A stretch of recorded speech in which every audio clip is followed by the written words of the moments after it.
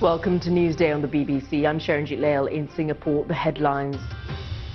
President Trump warns Russia to get ready for missile strikes against Syria in retaliation for a suspected chemical attack on civilians. An Algerian military plane crashes near the capital, killing 257 people on board. I'm Babita Sharma in London, also in the programme. The boss of Facebook admits to US lawmakers that his own personal data was compromised in the Cambridge Analytica breach. And despite strict new rules, it's still happening. We report on the illegal trade of blood in China. Live from our studios in Singapore and London. This is BBC World News. It's Newsday.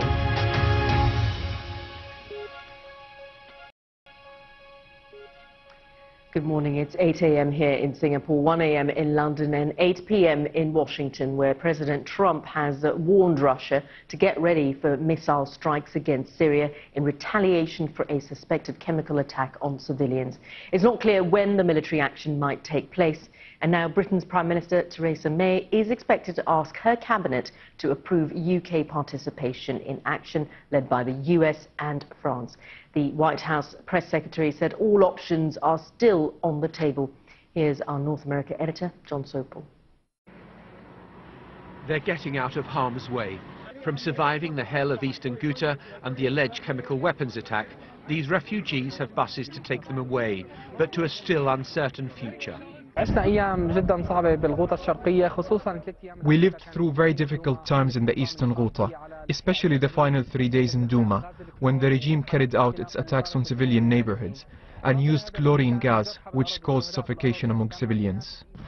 And it's not just refugees. According to many accounts, Syrian soldiers are on the move as well, temporarily abandoning barracks ahead of any US-led attack. The threat of military action brought this warning from one of Russia's most senior diplomats in the region. If there is a strike by the Americans, then we point to the declarations made by the President Vladimir Putin and the Russian military leadership that the missiles will be downed and even the sources from which the missiles were fired. But those comments had the effect of goading the president, and this incendiary tweet. Russia vows to shoot down any and all missiles fired at Syria. Get ready, Russia, because they'll be coming, nice and new and smart.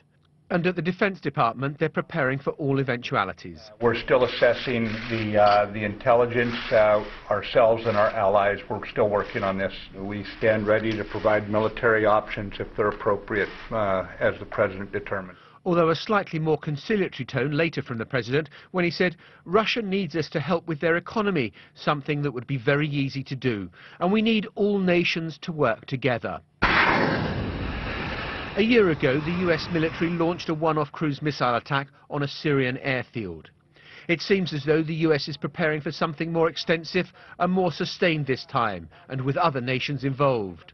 The eyes to the right, 272. The nose to the left, 285. 5 years ago, when Barack Obama was president, plans for military action by the US fell apart after the British Parliament voted against such a move.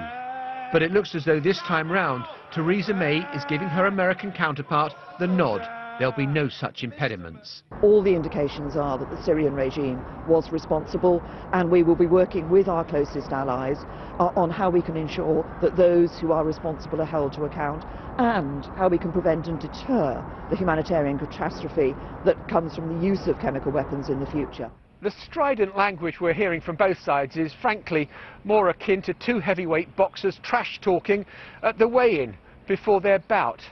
But leaving the words to one side, there are the wider strategic questions of what is American policy now towards Syria? Does it support regime change? Does it want further involvement or to pull out?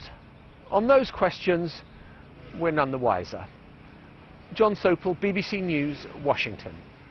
Let's have a look at our other top stories this hour. And Paul Ryan, the Speaker of the US House of Representatives and the third most powerful Republican, has announced he will not run for re-election in November. His departure follows a wave of retirements of Republican members of the House, which throws the contest wide open for a number of seats in the upcoming midterm elections. Here's Jane O'Brien. Paul Ryan is probably one of the few people, when he says he wants to spend more time with his family, most people actually do believe him. But that doesn't alter the fact that the timing of this announcement is absolutely terrible for Republicans, because not only does it leave Wisconsin wide open for a Democratic challenge, but it also risks sending the strongest signal yet that the Republicans are in real danger of losing the House to the Democrats. And if that happens, then President Trump could be in deep trouble, because of course they've already accused him of obstruction of justice, and that could strengthen their hand if they choose to go down the road of the political process of impeachment. Also this hour, Yulia Skripal, the Russian woman who was poisoned together with her father in the UK last month, has issued a statement saying she does not currently wish to meet Russian officials. Ms. Skripal said she wanted to stress that nobody was speaking for her or for her father, who remains seriously ill in hospital. Prosecutors in LA are reviewing a sexual assault case against the actor Kevin Spacey following an investigation by the Sheriff's Department. More than 30 men have made allegations against the actor. A spokeswoman for Spacey has declined to comment on the matter. The U.S. Attorney General has taken a tough line on immigration enforcement as he visited a border sheriff's conference in New Mexico. Jeff Sessions called for a crackdown on drug smuggling from Mexico to the U.S. His remarks come less than a week after President Trump ordered National Guard troops to protect the border. The Prime Minister of Bangladesh, Sheikh Hasina, has abolished job quotas for government posts following nationwide protests that were led largely by university students. The protesters had argued the quota system was prejudiced. The protests gained momentum on Sunday when police used rubber bullets and tear gas to break up a big rally. A memorial service has taken place in South Africa for the anti-apartheid campaigner Winnie Mandela, who died earlier this month at the age of 81. The service, which was open to all South Africans, attracted thousands of people to Orlando Stadium in Soweto. A state funeral will be held on Saturday. Gillian Ayres, one of Britain's leading abstract painters of the last 60 years, has died at the age of 88. She was at the forefront of the British contemporary art scene from the 1950s and became known for paintings filled with vibrant shapes and colours. Now take a look at this. It is a bronze water vessel, an antique that dates some 2,000 years old, and it was taken when British and French troops looted the Emperor's summer palace in 1860. Well, it has just been sold at auction for nearly $600,000, and that's despite a plea from the Chinese government for that auction sale not to go ahead.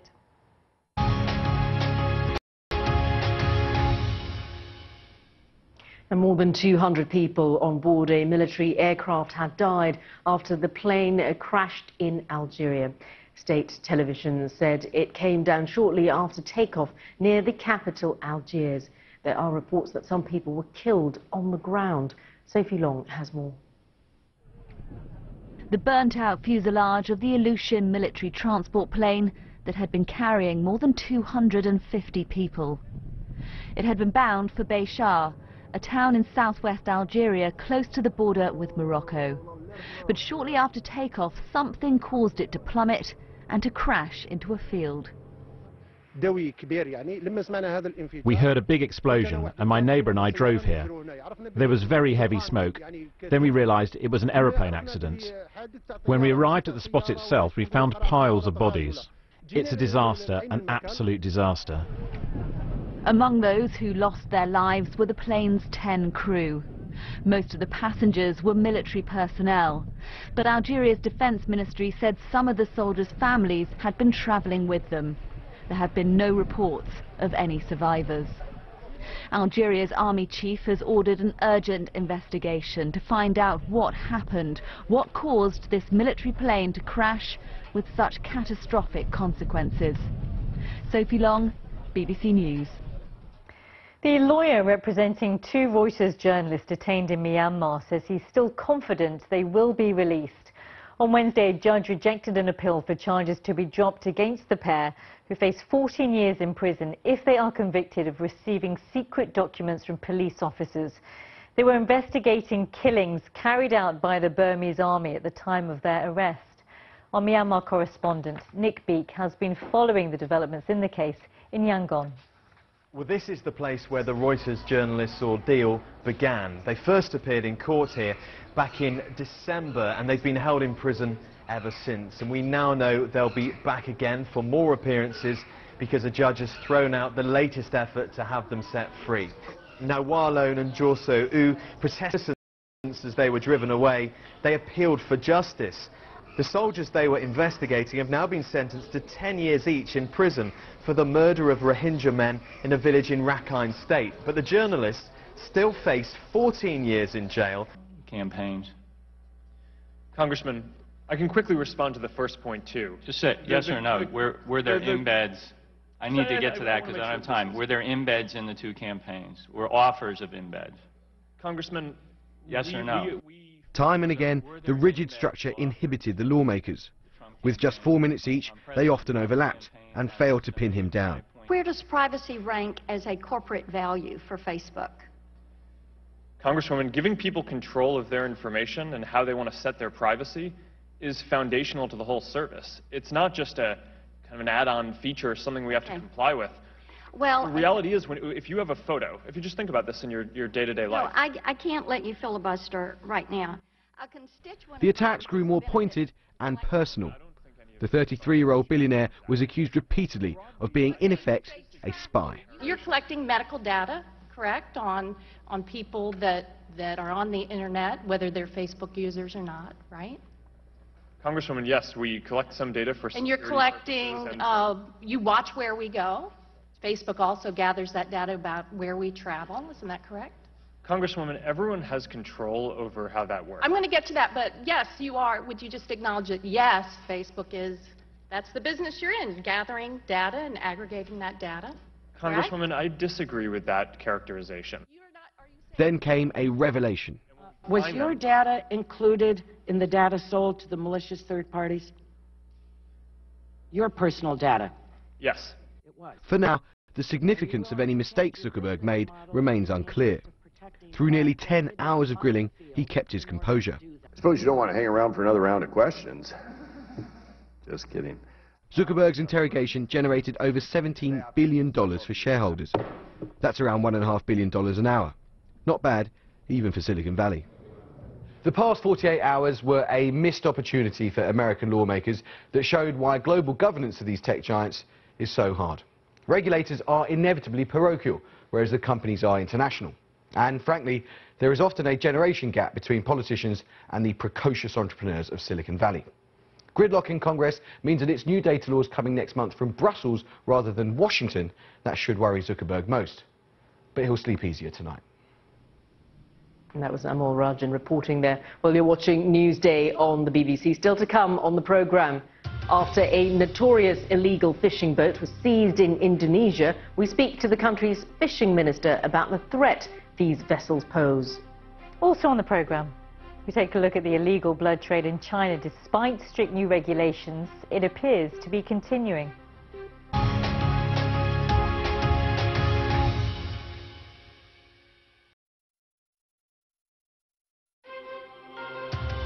Welcome back to Newsday on the BBC. I'm Sharanjit Lail in Singapore. Yes, thanks for joining us. I'm Babita Sharma in London. Our top stories. President Trump has tweeted a warning to Syria that missiles are coming in retaliation for a suspected chemical attack on civilians. A military plane has crashed in Algeria, killing 257 people on board. And the holders of the European Cup, Real Madrid, have qualified for the last this year's Champions League competition with a dramatic goal in the final minute of their quarter-final. This came after the referee awarded a controversial penalty for a foul on Real's Lucas Vazquez. You can find out more on all our sports at bbc.com/sport. And let's take a look at the papers now and look at stories that we have there. We start with the South China Morning Post, which reports on the rise of robots in the local banking sector. Apparently, an unstaffed branch has opened in Shanghai, believe it or not, and it uses artificial intelligence and virtual reality to serve its clients. And we take a look next at the Arab news, and it's got a story about themselves, really, on the front page, which they're calling another milestone. They want to become the first gender-balanced newsroom in Saudi Arabia, and they've given themselves 2 years to achieve that goal. And we've also got the China Daily, and it includes a very fishy prediction about the so-called food of the czars. The world's largest caviar producer is based in Zhejiang province, and they believe these delicacies will be a major hit on Chinese dinner plates. And that's it for some of the papers. Babita, what are some stories sparking discussions online? Well, Sharon, this happened on BBC Breakfast in the UK on Wednesday morning. Take a look. Congratulations. Oh, I didn't see the step. Sorry about that. Poor Mike, that's the presenter Mike Bushell there, who was attempting to interview English swimmers at the Commonwealth Games on Australia's Gold Coast, but he had to abandon that interview after his microphone and sound pack stopped working properly, after he stumbled at a step that he didn't know was there, and that clip and his comedy of errors has gone viral. Not something we'd want happen to us. Well, in other news, following a high-sea chase, Indonesia has seized a notorious illegal fishing boat this week. It was carrying about 600 illegal, huge nets that can sweep up to 30 square kilometers of the ocean. Indonesia has declared war on illegal fishing and has actually blown up hundreds of boats that have entered their waters. The BBC's Indonesia editor, Rebecca Henschke, has been speaking to the country's fishing minister, who says she believes there are many similar boats still out there. It's 1 out of thousands out there. It's not even just 1,000, not even just 10,000, maybe more than that. They had been caught in Dalian port, and they managed to walk away, and then they got caught in Togo. They also managed to walk away. I hope they will never walk away from Indonesia. And what message do you think that sends about Indonesia? It's a warning for any other fishing vessel who continue to pick up or even fishing illegally in our water. It's a transnational organized crime. They're very well organized. You see the crew on board with 10 Russia and 20 Indonesia. The first report, they only report 10 Indonesians. So there are another 10 they tried to hide. Also with the Indonesians, there's some suggestion that they weren't paid for months, that they were in fact victims of trafficking. Is that the case? From what we had experience and investigations into several IUU fishing vessels, many of them, they don't have documents at all, or fake documents, and they don't get paid. So is it clear at this stage whether these men on this ship were trafficking We're victims? still on investigations going, so we did not know yet. So. And you said that you believe this to be a transnational crime. Who should be held responsible? To see what, just the flag, a flag. The boat is sailing from one country to another country, territorial. That's why I said illegal, unreported, unregulated fishing should be fight by every state. That we have to start thinking of ocean rights to protect our high seas. Indonesia's Minister of Fisheries there, speaking to Rebecca Henschke. Not enough people donate blood in China, and for decades there's been a black market in the illegal trade of blood. New rules which were introduced at the end of March are supposed to put an end to a system which allows people to give blood for friends or relatives. But as our China correspondent Robin Brandt reports, the buying and selling of blood seems to be continuing. This is how much medicine you have at home when you're 31 and recovering from cancer. Gao's immune system is weak after chemotherapy to fight leukemia. But that wasn't her only battle. She had to find blood. 我就是那种欲哭无泪，就那种感觉，就可能就是你没有办法，只能等死的那种心情，实际是特别难过的。China has a chronic blood shortage, and even though she donated in the past, which should have given her a guarantee of blood, the hospital had none. So Gao had to buy it. 找血头买的血，而且是比较贵的，就2000块钱，他可能只能买400 cc 的红细胞，确实是很贵。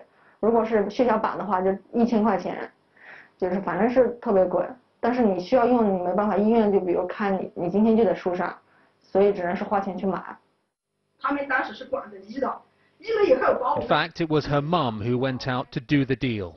She was emotional as she described the last few years. 他们办出院手术。 It's not hard to find blood traders in China. The BBC spoke to this man outside a donor centre in Shanghai.